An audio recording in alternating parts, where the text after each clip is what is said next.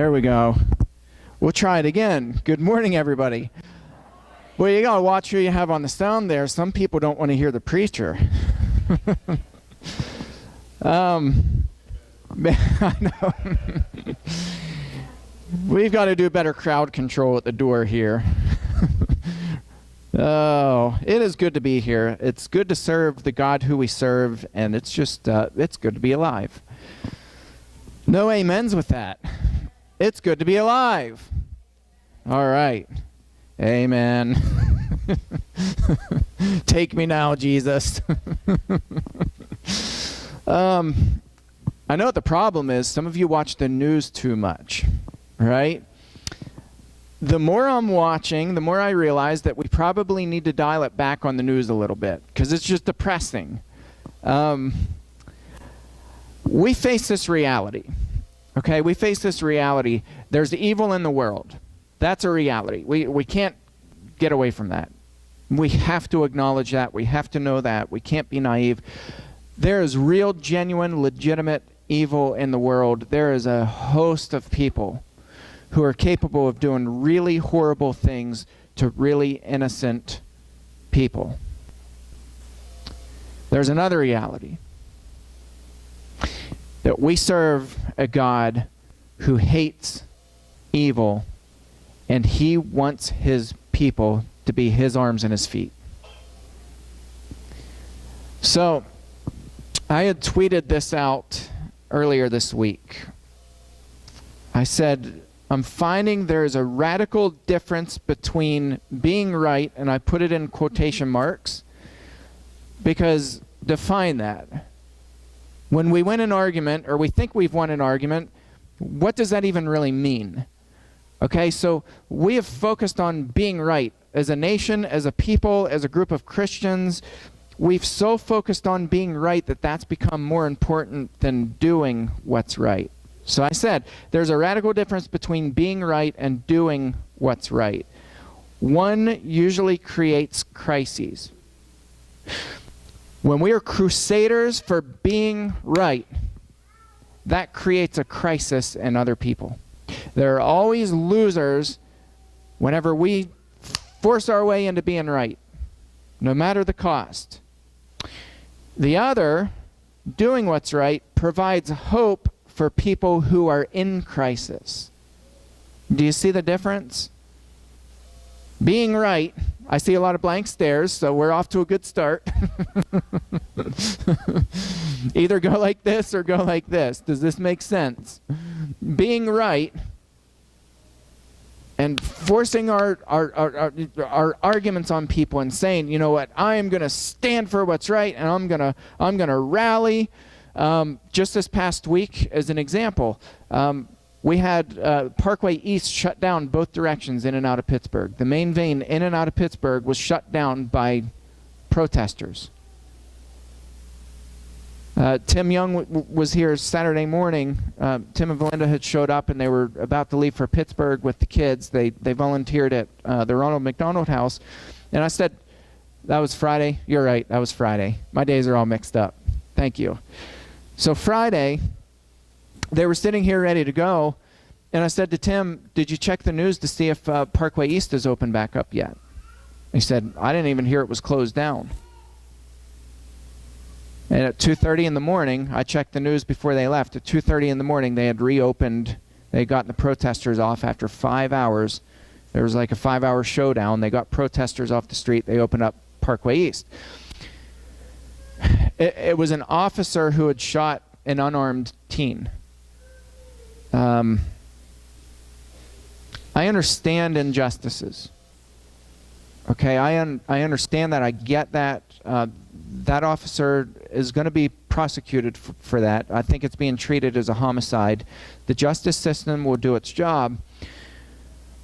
But this notion that we've got to be right, and we've got to stand out, and we've got to shout, and we've got to yell, and we've got to scream, doesn't help combat evil. Doing what's right does, and that's what our passage today is all about. There was an interesting video that I saw. You know these social experiments that people do? some of that's gotten a little bit overboard, but some of them are pretty good. There was one that I watched recently, and it was called the Burger King Bully Burger. I don't know if anybody's seen that one, but it was kind of interesting. So they had some actors, some teenage actors, come into a Burger King. They were all actors, and they had this kind of, skinny, nerdy-looking teenager who was getting picked on by his supposed buddies. So they're like, shouting at him, and they're kind of shoving him. They take their water and they dump it all over his food. And so the social experiment was to see who would stand up on behalf of the kid who was being bullied. Okay, so as the video goes on, people, customers are kind of looking and they look irritated, but people they're not intervening on behalf of the kid who's being bullied. Then the camera kind of switches and they show burgers that have been just smashed to pieces. And so they actually show them in the back, and they're like, punching the burgers, and they're just stuff squirting everywhere. Then they wrap them up and they serve them to the customers. 95% of the time, the customers stormed up front and they said, "What did you do to my bleeping burger?" And they're just cussing and making a big scene. I mean, visibly upset. 95% of the time, the customers stood up for the bullied burger. Now, they were kind of joking around, and so, the employees were actors as well, and they said, "Well, you don't like that this burger was bullied?" And the customers looked really confused, and they're like, "Well, yeah, it's not right to bully this poor burger. This poor burger didn't have a choice." And one of the workers smashes it in front of the customer. That customer about came across the counter. I mean, he was that upset. 12% of the same customers responded to the teen boy who was being bullied. 12% intervened on behalf of the teenager who was being bullied. 95% responded very hastily, very angrily when their burger had been bullied.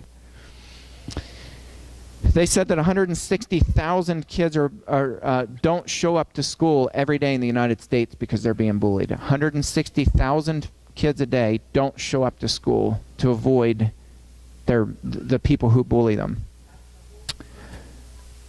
No, 160,000, it's like 30%. So 30% of kids are bullied. They said that less than 4% of school teachers intervene when kids are being bullied.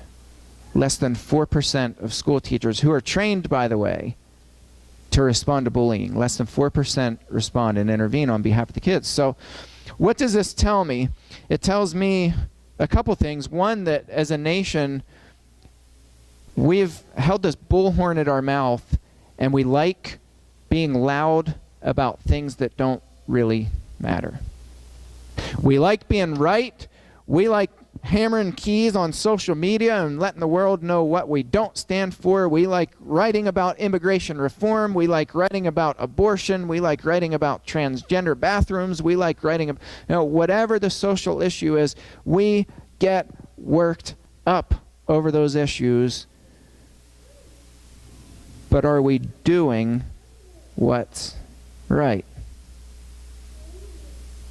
Are we doing anything to overcome evil?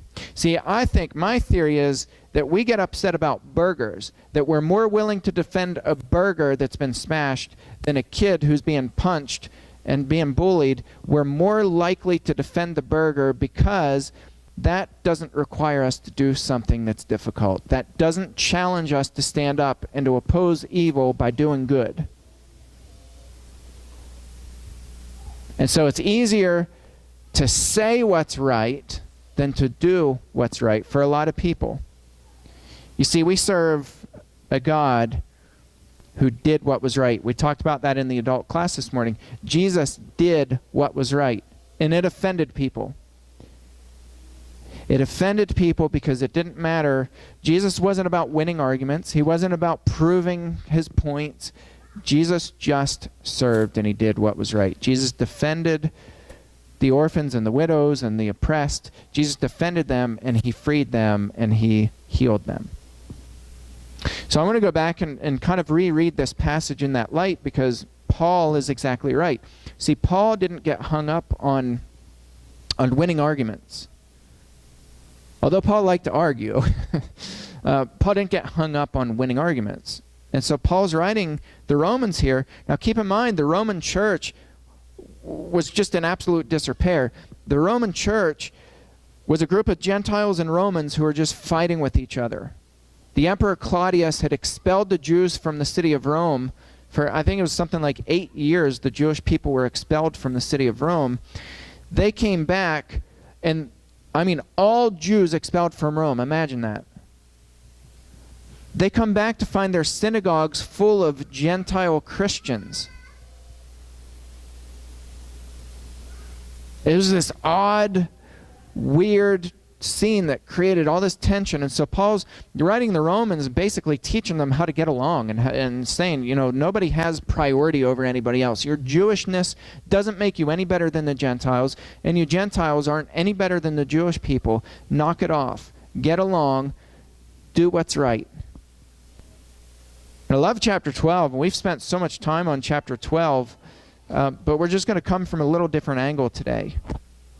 We preached a whole year on Romans 12:9. Let love be genuine.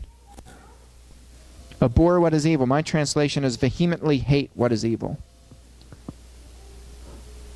And desperately cling, hold fast to, desperately cling to what is good. You see, Paul's saying you should have an absolute hatred for what's evil.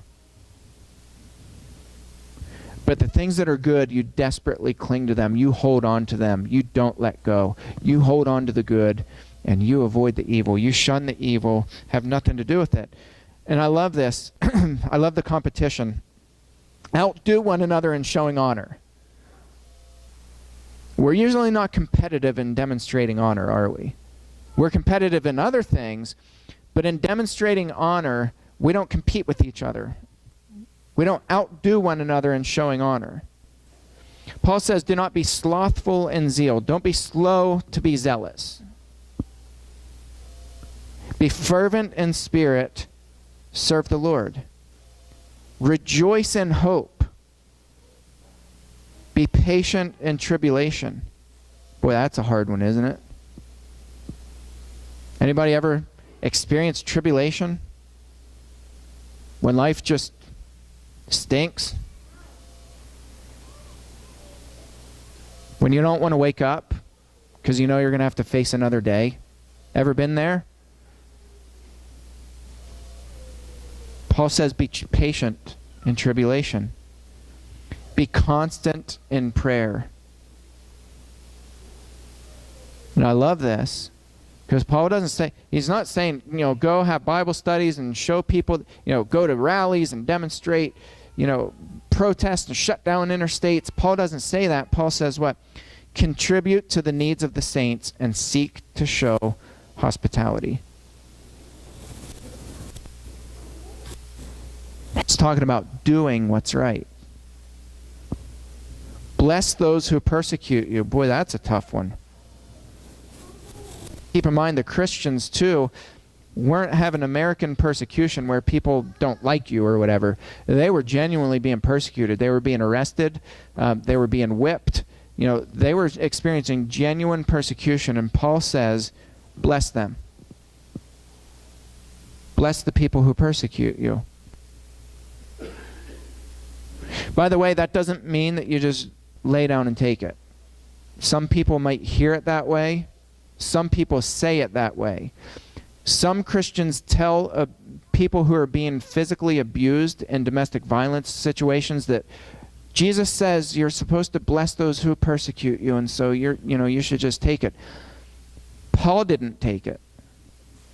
You remember when Paul went to prison in Philippi? Paul was whipped. He was flogged. Paul comes back and he says, do you typically do this to Roman citizens? Oops.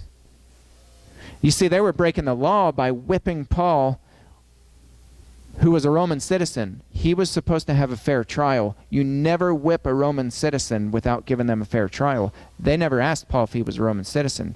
They messed up big time. When they went to take Paul quietly out of prison, they said, "Oh, we made a big mistake, Paul. We're gonna quietly escort you out of prison." Paul says, "Absolutely not. You go tell them that they're going to escort me from prison." See, Paul didn't just roll over and take it, and neither should we. That's not what Jesus is saying, or not what Paul's saying here, rather. But Paul is saying, when people do persecute you, when people whip you, when people persecute you for your Christianity, you bless them, you pray for them. Bless them, do not curse them. Rejoice with those who rejoice, weep with those who weep. Live in harmony with one another. Do not be haughty, but associate with the lowly. Never be wise in your own sight. You see what he's saying here? It's not about being right, it's about doing right. Don't be wise in your own sight. Repay no one evil for evil. By the way, I watched this protest live in Pittsburgh. It was shortly after it happened. I didn't even know anything about it. I happened to see something and I was like, whoa, what's going on here? I was like, this is going on right now. This is live. This is Parkway East. It was like Churchill area. And there was one car where they had surrounded this car and they were rocking it, and they were saying, so far it's been a peaceful protest, and like no sooner she said that, they're like people yelling and shouting, and they're like, and she's like, oh wait, something's going on, and they look and there's a car right behind her, and they're like rocking this car, and they're like beating on the car, and I was like, well, this is going to get ugly really quick. Paul says, don't repay evil with evil. Right? I don't understand what people think this is going to accomplish. You don't repay evil with evil. But Paul says, give thought to what is honorable in the sight of all. If possible, so far as it depends on you, live peaceably with all. Beloved, never avenge yourselves, but leave it to the wrath of God. For it is written, vengeance is mine, I will repay, says the Lord. To the contrary, if your enemy is hungry, feed him. If he is thirsty, give him something to drink, for by doing so, you will heap burning coals on his head. I've said this in our Bible class before, and I'll say it here. I don't know if I ever said it in a sermon. I don't think Paul's just talking about anybody, because some people read it that way. I deal with genuine wolves who are masquerading as sheep coming into churches, and they're just horribly abusive. And some people will allude to this passage and be like, but we're supposed to love them. And invite them to dinner and just be super nice to them. Paul's not talking about oppressive people here.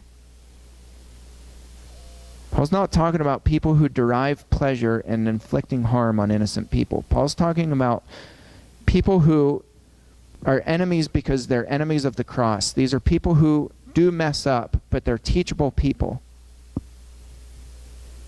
And then Paul says, do not be overcome by evil, but overcome evil with good. Guys, there is a lot of evil going on in the world right now, and the only way that we're going to counter that is by overcoming it with good. I pray that we go out and we find people who are struggling, and that we demonstrate the gospel of Jesus Christ to people.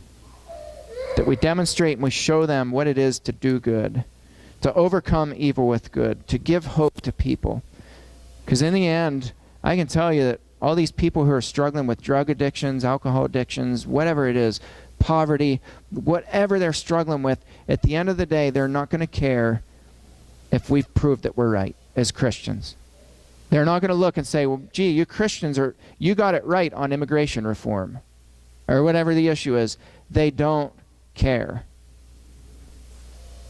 What they're desperate for, what they're absolutely, utterly desperate for, is for somebody to reach out their hand when they know that they're struggling, when they know that they're suffering, when they know that they're being bullied, when they know that they're being excluded, when they know that they're being hurt, when they know that they're being beaten, when they know that they're, whatever it is, they want somebody to reach out a hand and say, I'm here to help. That's what people remember about Christians. That's why Jesus changed the world. And that's why Jesus died. Be that person to somebody this week. Let the light of Christ shine. Find somebody who's struggling. And let's overcome evil by doing what's good. If there's anybody this morning who's not yet taken that step to put Christ on in baptism, or you have any prayer needs, we invite you to come up, or our shepherds will be in the back. You can go back to them or come up front, whatever you're more comfortable with, as we all stand and sing together.